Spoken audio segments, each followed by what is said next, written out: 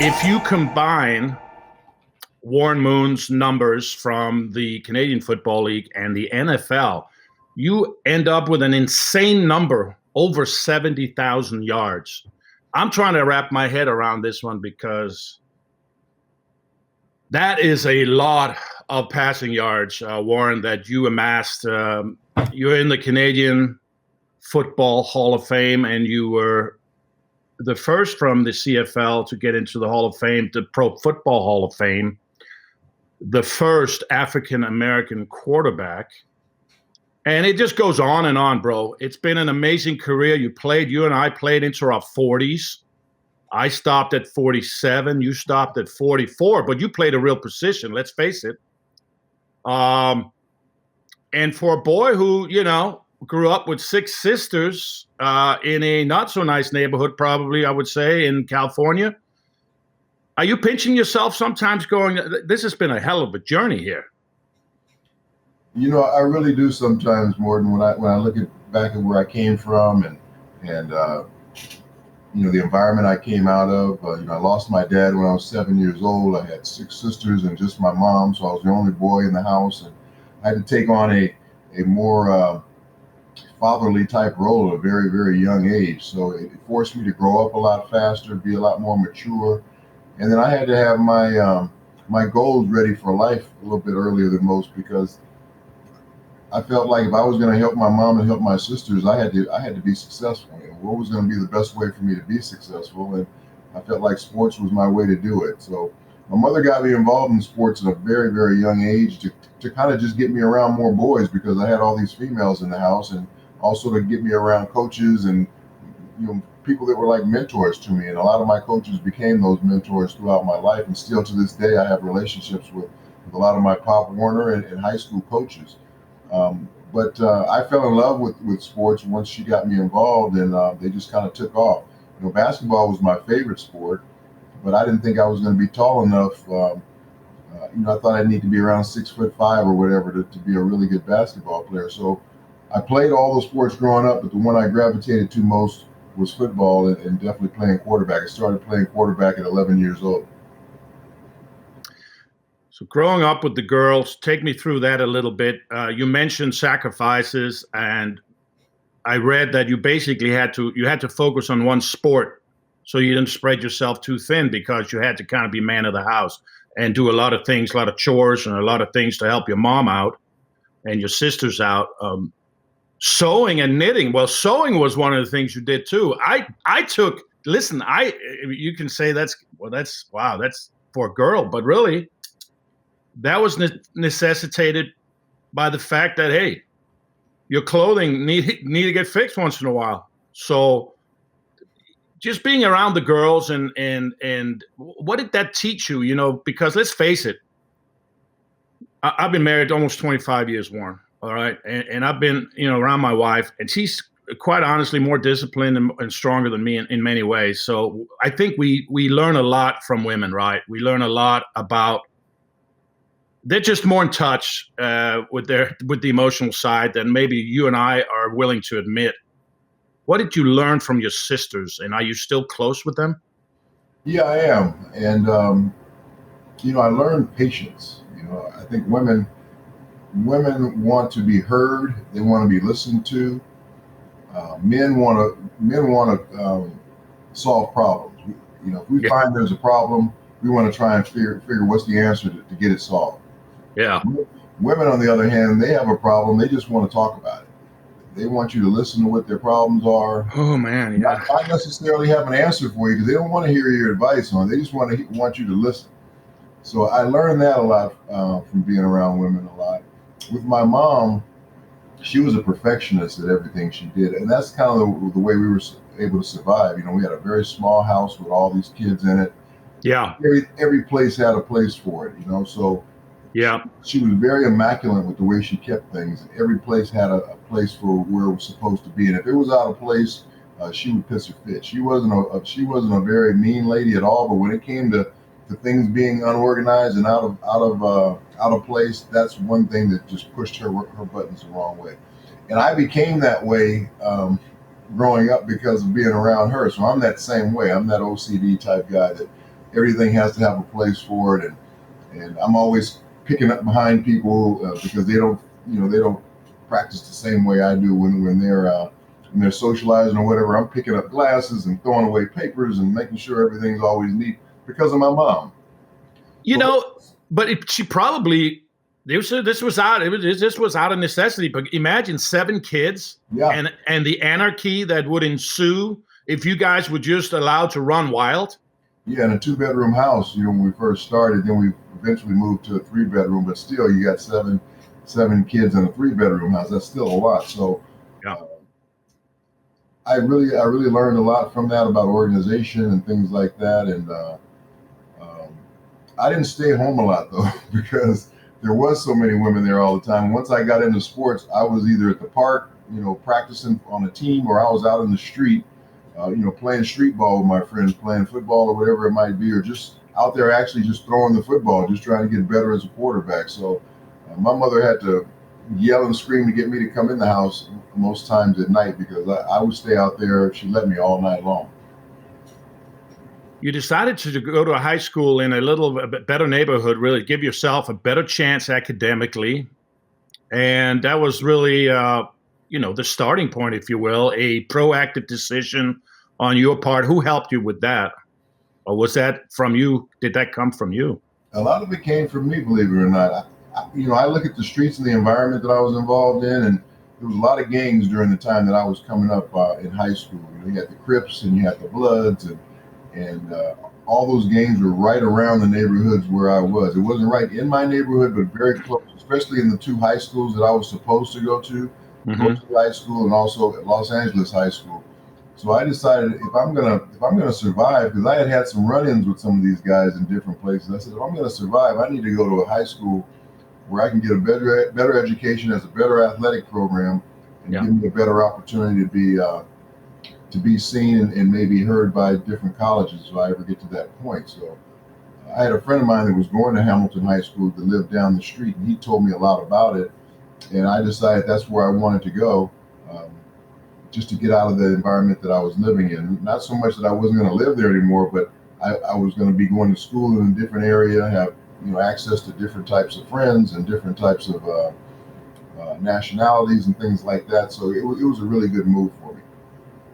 Yeah, and you end up going to West Los Angeles College before then transferring to the University of Washington, where you win the Rose Bowl, and this had to be in 1977. There, as a kid that grew up in LA, I have to imagine that must have been a dream for you, or it was on the radar screen for you, growing up in that area and then being able to win the Rose Bowl. It really was.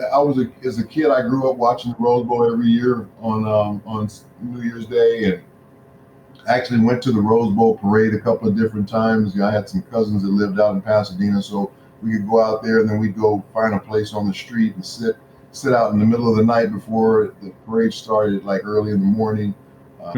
We never could afford to go to the game, so I always watched it on TV, and it was usually always UCLA or USC. And maybe Stanford a couple of different times that represented the Pac-8 at that time.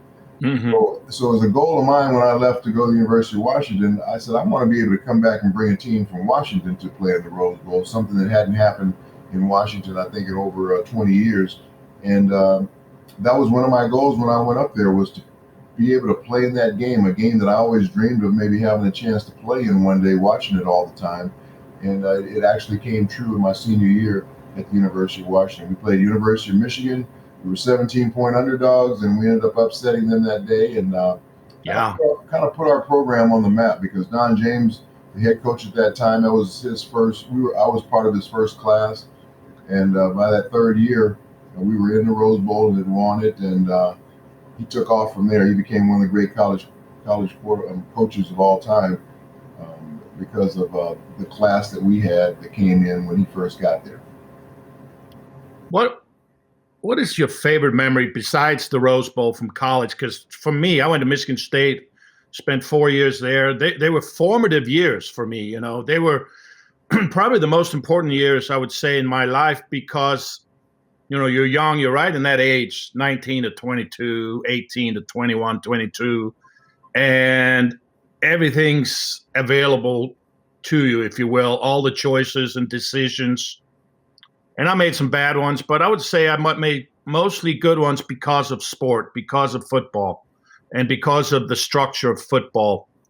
When you look back at Washington and your 3 years there and the experience you had, and how did that mold you for your next level when you went to the CFL and later to the NFL? Was that to you like the 3 most important years, or did that come earlier for you, or maybe later? It was probably the most important 3 years. One, because I was away from home for the first time in my life, on my own. Living in a dorm room. Then I got a chance to move outside the dorm and live in an apartment. So all that training that my mom had gave me early in those years, as far as being able to cook, being able to clean, being able to sew, being OCD and keeping everything neat, really came into play when I got to college. You know how small those dorm rooms are. You got to have a place for everything. Did you have the loft? The loft? Yeah, unfortunately, my roommate was the same way. So we fit in perfect together because we had the most tidy room that you could find in the dorm. And I was always cooking food. I had a hot plate in there. I had a refrigerator. And I bet it smelled good in there, buddy. Everybody was coming to my room. If the dorms had closed from the dining hall, they wanted to come to my room to see what Warren was cooking. So I love it. That part of it was good. I had some very lean years in my first couple of years at University of Washington. We weren't winning a lot. Right. You're trying to build a program. So I had to deal with a lot of that as an 18, 19-year-old, trying to deal with, people booing you and calling you names and all that different stuff. So I grew up a lot as a man, found a lot about me as a person, found a lot of inner strength, because I compartmentalized a lot of the stuff that I had to deal with. I didn't want to share it with anybody. I didn't want anybody to think anything was bothering me, even though I'm sure they knew that it was. So all those things, played a part in those first 3 years of me going out on my own and trying to be a man. And then I would work during the summers. I'd work during the spring break to try and make as much money as I possibly could to stash away for school, so I didn't have to bother my mother with wanting money and stuff like that. So all of that. And then I met a very, very close family that I'm still really close to today, that became like my family away from home up here. Yeah, that's interesting, because I had the same thing. Yeah, named the Pains. And that was the place that I could go. It was like a refuge where I could go to their house on the weekend. They'd cook me and my roommate dinner. They had 3 kids of their own, 2 boys and a daughter, so I could interact and kind of feel like I was part of a family, even though I wasn't at home with my own family. So that was a great refuge for me to get away from some of the pressures at the university and on campus. How did you meet them? Because I had the same thing happen at Michigan State. I met a family from Holt, Michigan, and for 4 years, I mean, the lady was a secretary. She typed my term papers. I didn't know how to type, right? So she would type them for me. And anyway, same thing. Go to dinner there. Go to their lake house. Get away from the college environment and the pressure of that small dorm room. Really was helpful. So how did you meet this family? I met them through my roommate. My roommate played with me at West LA Junior College, and that's one of the reasons that I got recruited by the University of Washington, is because every time they watched him on tape, because he was a sophomore, they would see me going in the football. I was only a freshman. So when they found out that I was ready to leave after my freshman year, because most guys stay 2 years, they started recruiting me as well. But his dad had gone to school with Mrs. Payne in college, and he knew that they were up there in the University of Washington in Seattle. So he told his son Leon, get a hold of the Paynes when you get up there, and maybe you'll have a relationship with them. And so the first time he called her, she invited him over and said, you want to bring your roommate? Go ahead and bring your roommate. So that's how I got a chance to come over for dinner. And then the rest is history. She's like my second mom. They're like my second family, and to this day, I'm still really, really close with them. That's an awesome story. I love that. It takes a village, right? Yeah. And just the fact that they were able to open up their home for college kids, pretty special. It gives you a lot of hope in humanity, I think. It really does, and it also made me want to reach out and do the same thing. But because I was playing in Canada, I couldn't have that type of relationship. I wanted to have a relationship with a University of Washington student like that. Oh, student athlete, but I wasn't able to do it because I wasn't here. So never too late. Never too late, Warren. It was something I really would have liked to have done if I was around. You know, but I travel so much now, and my life has been so different since then. It's kind of hard to do something like that.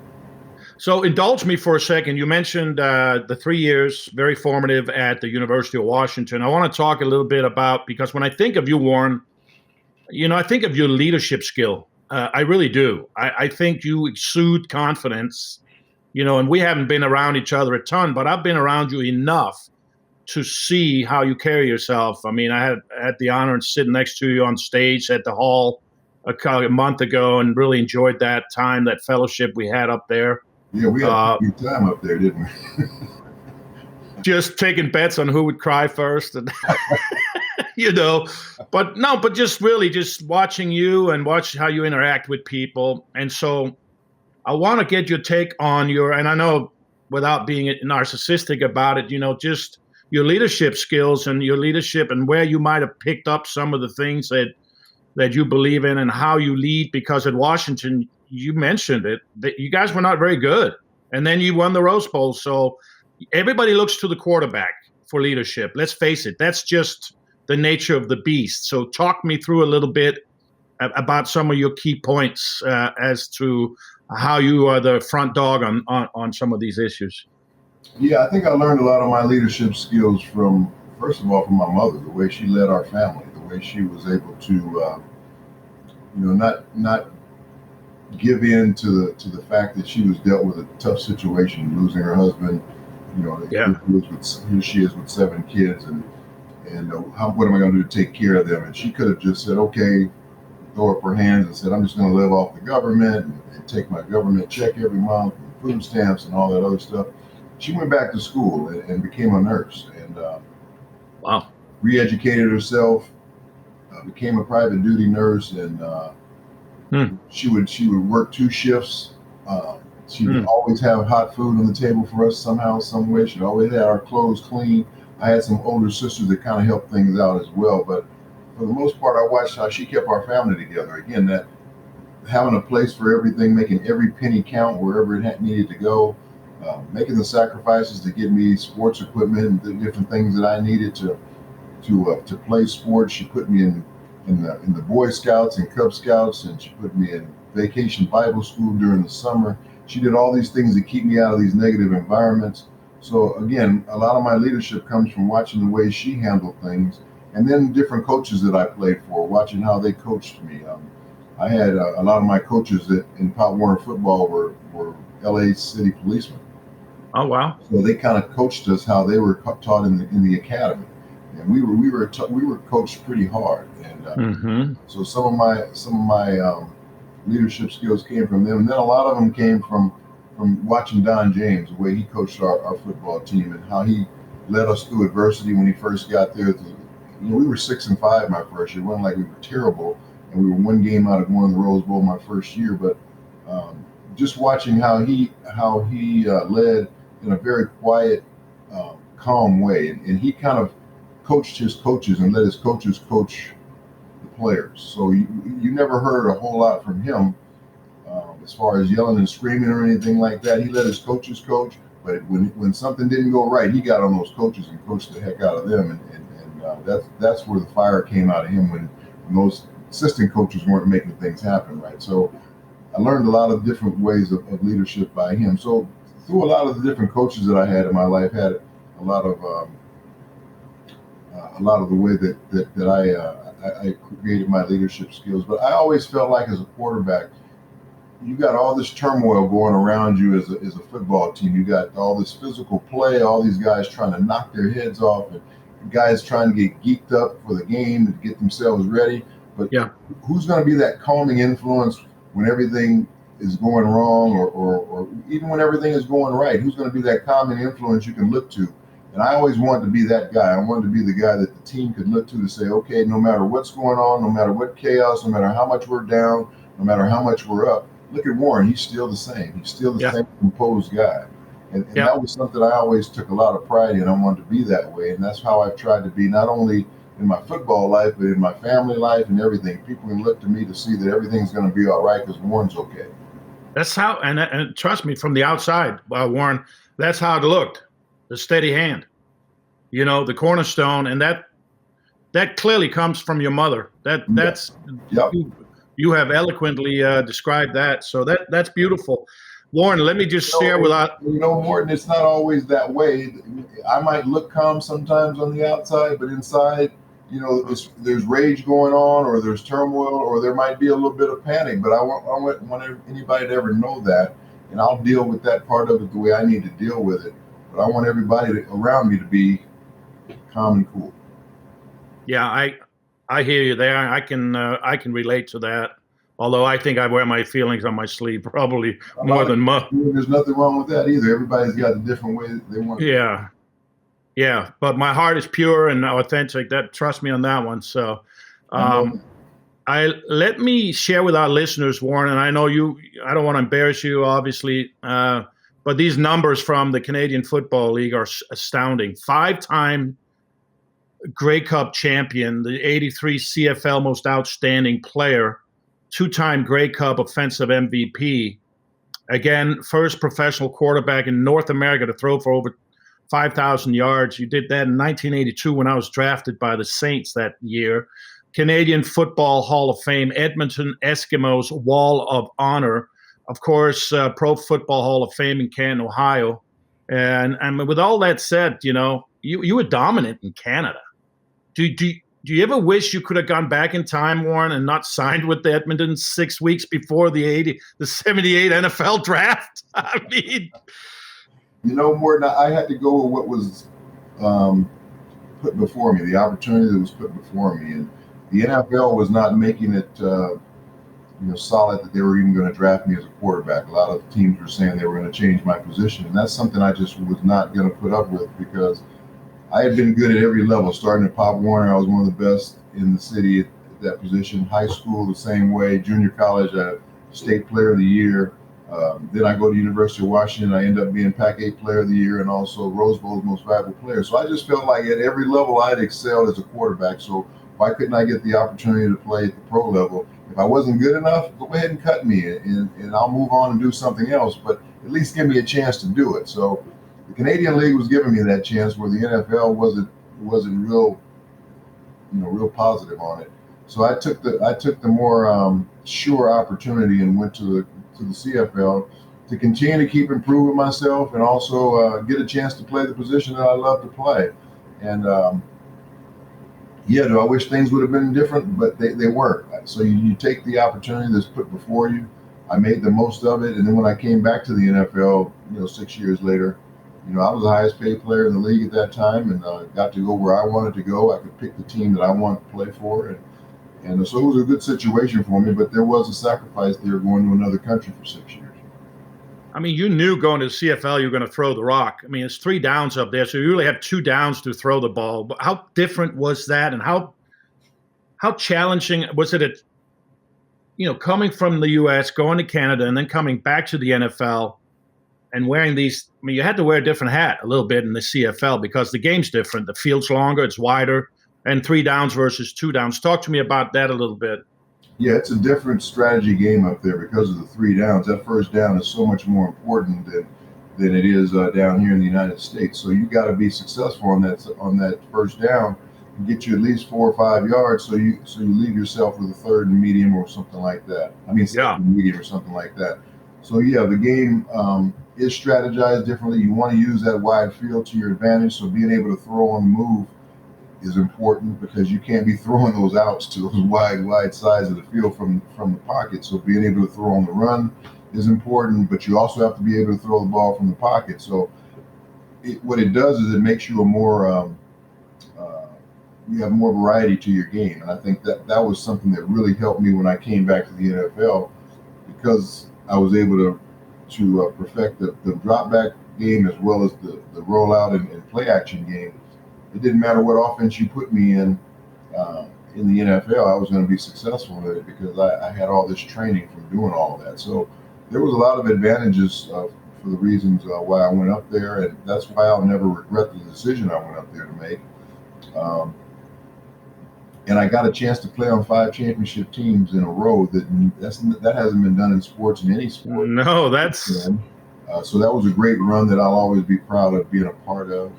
And then I had some great relationships up there that I still have to this day. And my first son was born up there, so he was a dual citizenship kid, and so there's a lot of great memories, positive memories of playing up there and learning a new culture, learning a new environment. There were a lot of positives. Yeah, I don't know if getting paid in Canadian dollars was the best, but that's what. Did you have a contract where you got paid in U.S. dollars, maybe? I did. Okay, I love it. In truth, I did, and it worked out even better because I could spend my U.S. dollars in Canada, and they went a lot further at the time. They were only like we were like 20% more at the time, so I bought my furniture and all those different things up there and just had it shipped down to the United States, just to save money. We've had a few stories anyway of guys needing to go get their careers started in a different league before having that elite NFL success. Kurt Warner comes to mind, like Adam Vinatieri. They would, they were NFL Europe. We don't have that anymore. You think we could ever see that happen again in today's day and age? I think we will. I think you saw some of it last year with the XFL. They got off to a great start until COVID hit, and then they had to shut it down. But I think that league was off to a really good start, and there was a lot of good players in there. You see it all the time when you were playing. You see guys coming to training camp, and they probably just weren't ready. They needed a little bit more seasoning before they were ready to make an NFL team. They just didn't have that time. But if you had another league to go to where you could go in there and kind of keep refining your skills and getting better, maybe you make a career for yourself. You look at Brad Johnson. He went to NFL Europe. Like you said, Kurt Warner, Jeff. What's his name? Doug Flutie was up in Canada for a while. He refined his team up there, and so there were so many different guys that went other places and weren't quite ready to play in the league, and then they came back and had great careers in the National Football League. And I think we need a league like that again. I think that XFL league might be coming back again to give it another shot because there were some really good players, some really good coaches on those teams as well. One of my ex-coaches, Kevin Gilbride, who was our offensive coordinator in Houston, he was the head coach in the XFL league, and they played the championship game last year. So I think that is needed because there's a lot of young guys that just need a little bit more seasoning than others before they're ready to get that opportunity. So you mentioned Houston, and that was your next stop. So I've always been curious about this, Warren. What type of connection do you have now, and what do you feel with the Titans? Since you never played for them, but that's what became with the Oilers, and your numbers retired with Tennessee. All your franchise records are with that franchise, but that's not your team. It's a little weird to reconcile. Yeah, it's kind of like having a black hole in your career. It's like The good thing for me is I played on other teams, so I do have an identity other places. The people that I feel bad for are the guys who only played for the Oilers, that only played in Houston. Now when they retire or they get cut or whatever, they don't have a place to go for alumni weekend. They can't go and be around their buddies anymore because there's no team for them to represent that. Well, what the Tennessee Titans have done this year, believe it or not, Morten, and I'm glad you asked that question, Amy Struck, their new owner, who was Bud Adams, the old owner's daughter, she took over the ownership of the team, and she's made it a point to reach out now to the former Oilers. And this coming weekend, next week in Nashville, she's flying every Oiler, every former Oiler, and every former Oiler's wife or girlfriend into Tennessee. And we're going to have an alumni weekend in Tennessee.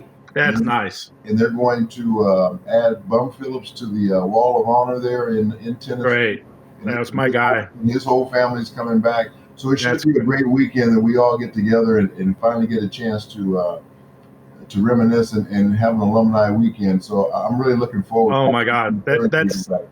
That is some good news that you're telling me right there. Bum Phillips deserves to be there. He was my coach in New Orleans. Right. And I love that man. He drafted me in the 4th round in '82.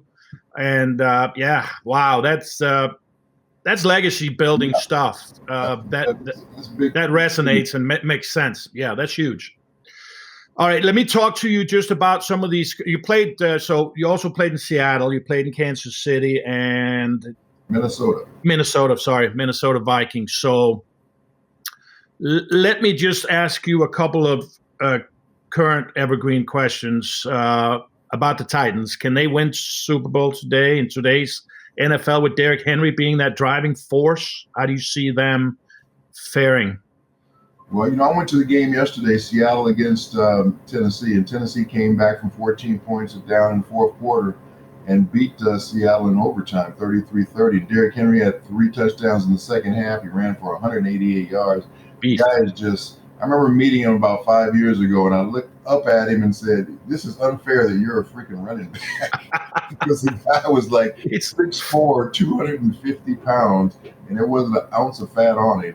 So I would definitely not want to tackle that guy or have to come up and hit him all the time.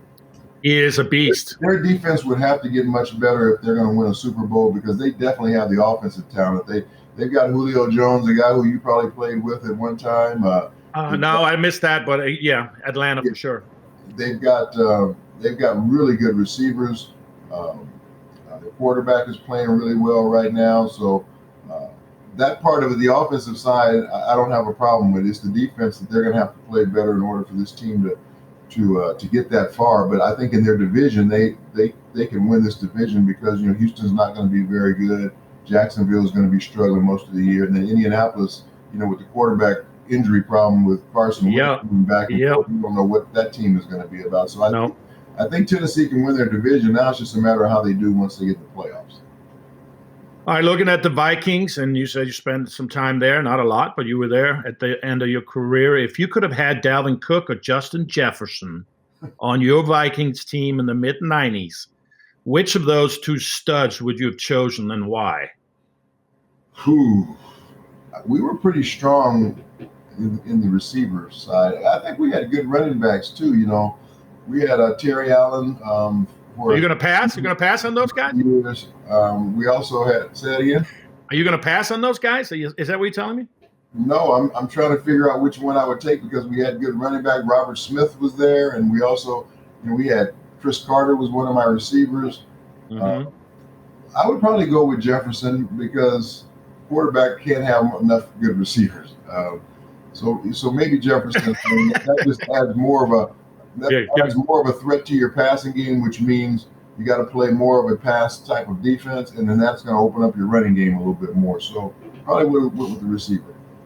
Yeah, you can never have too much speed when you're throwing the rock right down the field, vertical. As much as I threw it there, I thought I was going to throw less in Minnesota when I went there than I did in Houston. I ended up throwing more in Minnesota than I did.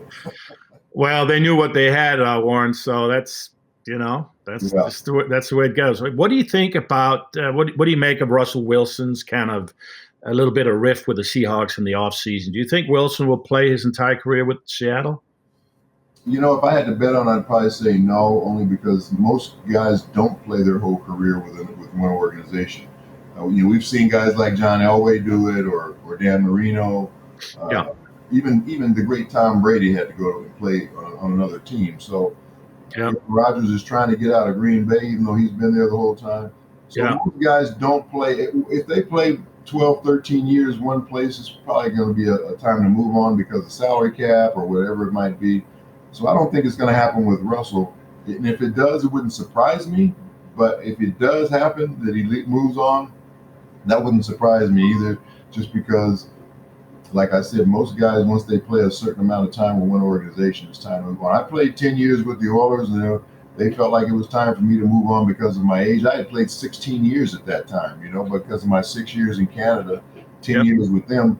I'm 37 years old. They're like, how long can this guy keep playing like this? So we got to make a decision. And the salary cap thing had a lot to do with it. That's the reason why I was traded to Minnesota. But I ended up playing 7 more years, and the guy that they replaced me with played 1 season, and he was done. So they made a bad decision there. It's funny. It's funny that you say that. That's resonating with me big time because after 13 years with the Saints, they told me I was a declining player, and I went and played 12 more years somewhere else. Right. Exactly. So decline this. You know what I'm saying? They're not always right. I mean, Yeah. I understood their thinking. They're looking more at years on the treads birth certificate than they are looking at what you actually are doing on the field. I had just been 6 straight Pro Bowls, and they cut me. Yeah, you had 9. They traded me. You had 9 Pro Bowls, so that's I mean, come on, guys. I had 3 more after I left there. So that's right. Drop the mic. We're dropping the mic, Warren. What's the one trait Patrick Mahomes has that you wish you had when you played? I think he moves better than I ever have. I could move, but I can't move like he does. Yeah. His arm talent is really good, but I felt like I had a lot of that same arm talent. When I was a player, I could make every throw possible. I could throw it from any position, any arm angle. But he has a little bit more movement ability than me. Because that wasn't one of my strengths. Even though most people thought coming out of college that's what I could do. All these schools that ran the wishbone and the option wanted to recruit me. I'm like, no, you don't want me for that. I'm a good athlete at the quarterback position. I'm not a great athlete like a Lamar Jackson or somebody like that. Warren, I read that you had mentored Cam Newton a little bit. Is that accurate? Yeah, I did. I helped train him coming out of college. He had come to a football camp of mine when he was in high school. His dad brought him to it. And he remembered me after that. And when Cam was ready to come out for the draft, he wanted me to help train him, get him ready for the NFL draft because, he had never taken a snap under center in college. They did everything from the shotgun. They didn't call plays in the huddle. They did everything came from the sideline. His footwork wasn't very good. So, yeah, we went through the whole process of getting him ready for the NFL type of game. And, he became the #1 overall pick in the draft. So if you had Cam's ear right now, what would you advise and what would you be telling Cam to get back into the league here? He's got to figure out what he wants to be. Does he expect to be a starter in this league, or would his ego allow him to be a backup somewhere that maybe he gets a chance to play? Because maybe that starter has had a history of injury or something like that where he can get on the field. Do you want to go to a good team where you want to win, or do you want to go to just a team where you can just play? So he's got to figure out what it is he wants to do first before he even decides what type of team he's going to. You look at yesterday, Andy Dalton goes down. You had Carson Wentz go down. There was one other quarterback that got hurt yet. Joe Burrows went down in Cincinnati. So there's been a lot of injuries in the league. So some of these teams are going to be needing quarterbacks, but I'm sure the big question coming in for Cam Newton is, can this guy come in and maybe be a backup on our football team without being a distraction? Because he's a big personality guy. He still feels like he can play and be a starter. So that's good advice. Yeah, that's what he's got to, first of all, put in his mind. What do I want to be, and how do I want to help a football team? Is it going to be as a starter, or can I be a backup and be supportive of the starter somewhere? And I think that speaks also to your personal experience because let's face it, I mean, you were a starter most of the time, but there came a time when you backed up, and you can make a damn good living holding a clipboard and advising, and it's a little easier on the treads too. You know what I mean? They're paying some backup $7 million a year right now. That's not good change to hold that clipboard and just be a rah guy to your starter and like. I'll be your set of eyes and ears. Give me that $7 million check. So that's really good advice, I think, for Cam. Cam, if you're listening out there, let's check the ego at the door and let's keep the checks coming. I think that's what you're saying, Warren. And also, he needs to keep working on his fundamentals and working on his technique because he's not perfect in those areas yet. Yeah. Warren, before I let you go, buddy, let me play a little name game with you. I have some names that I'm going to throw at you, guys that you played with, against, and whatever comes to mind. It could be a word or a sentence, whatever comes to mind. Have at it. I'm going to start with Bruce Matthews.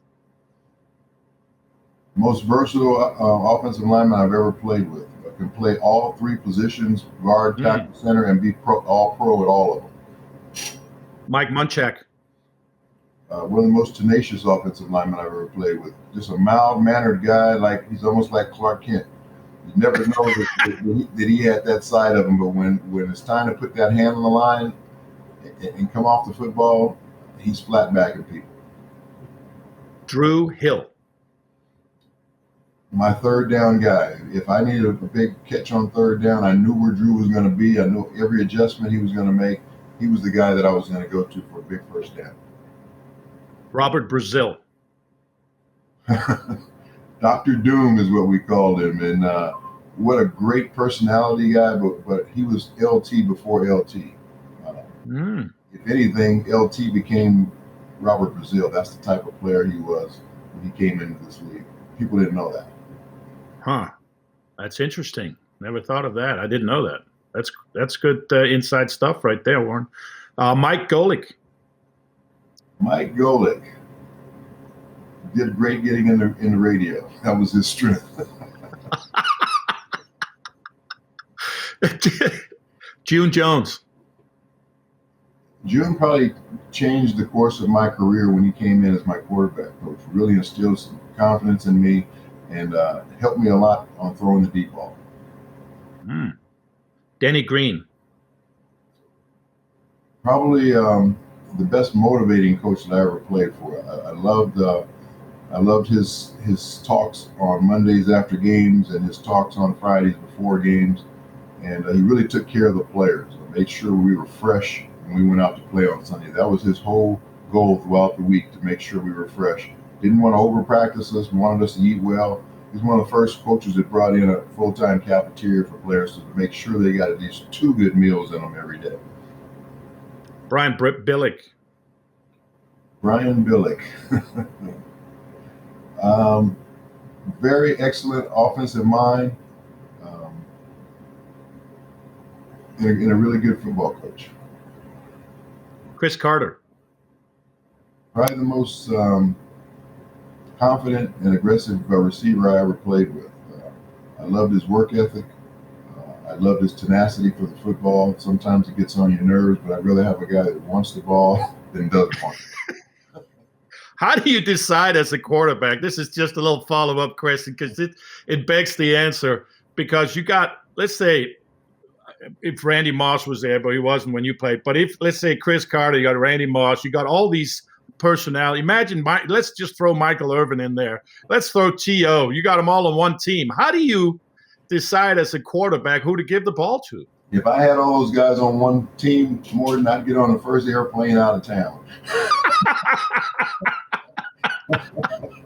Too much drama. There is no way that I could deal with it. I had 3 receivers in Houston: Ernest Gibbons, Curtis and Haywood Jeffries. All went to the Pro Bowl the same year. They all made it the same year because I was distributing the ball all around. So I looked at myself as a point guard, like in basketball. And my job was to get the ball to all the different guys and keep them all happy, because you had to do that, and you had to know the personalities of every guy too, as well as, okay, this guy I can go a few series without maybe throwing him a ball, but this guy I know I got to get him the ball early in the game. I'm going to lose him, So you know all that about their personalities. Oh my goodness, it's been one of the most fun things for me is to hang around these Pro Football Hall of Fame receivers and just listen to them and watch them. You talk about drama queens. They're in a different category when it comes to football. It's hilarious, man. I love it. It's been fun. I gotta be honest with you on that. Randall McDaniel. Wow, probably one of the most athletic offensive linemen I've ever played with. This guy, he could run like a 4.6, 4.7 40. Strong as a freaking ox. And he wasn't that big a guy. He's only about 270, 75 pounds when he played. Yeah, I saw him pick guys up. He's just tremendously strong. John Randall. Maniac. Yeah. That guy was, man, you talking about a guy that got the most out of his size and athleticism. This guy worked his tail off to become a Hall of Famer. He was 225, 230 pound off defensive line when he came out of college, but worked his tail off and became a Hall of Famer. Much respect for him. He told me a story, Warren, where his roommate and him would go to Home Depot and buy weights. and put them around their body for weigh-in so they would weigh 10, 15 pounds more. That I believe. I believe. Johnny was a guy that was really really boisterous during the game when the game started, but after the game's over, you didn't hear a peep from him. So he's come out of himself a lot over the last 20 years or so as far as his personality, because he wasn't always that way. Yeah, he's one of my favorite guys. A lot of fun to hang around with and just fellowship with. Darryl Talley, he is a teammate of mine as well with the Falcons. Darryl Talley. Yeah, I think he's the unsung hero of those Buffalo Bills teams that went to 4 straight Super Bowls. He was the leader, kind of the glue that kept all those guys together. And he was a really good football player, very smart football player. But, Bruce Smith and Andre and all those guys got all the headlines, but Darryl was the guy that kept all that together. There's a couple of guys, Darryl Talley and Cornelius Bennett, where I'm saying, why are they not in the Hall of Fame? Yeah, I know you can't put their whole team in there, but I know, man. They had that type of team, and yeah. I think those guys, some point down the road, will get their consideration. It's just probably not right now. Yeah. A couple more names, man. We'll wrap it up. Walter Jones. Woo! Yeah. I got a chance to play with Walter when he first came in as a rookie when I was with Seattle, and then I just saw his career blossom. But I saw when he came in, he just had the real light feet. He's probably 310 pounds at that time, and he probably ended up getting bigger than that by the time he retired. But he had the great feet for an offensive lineman and tremendous balance.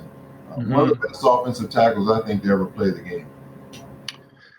You played with Will Shields in Kansas City. Talk to me about Will Shields a little bit.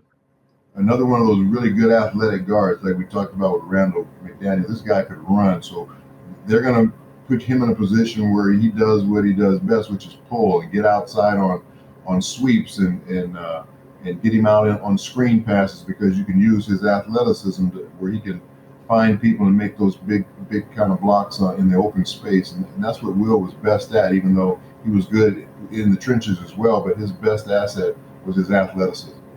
Did you ever complete a few passes to Andre Rison? Let me get your opinion. I did. Andre, he was another one of those receivers that wanted the ball all the time and was always open. It didn't matter if he was triple covered; he was open.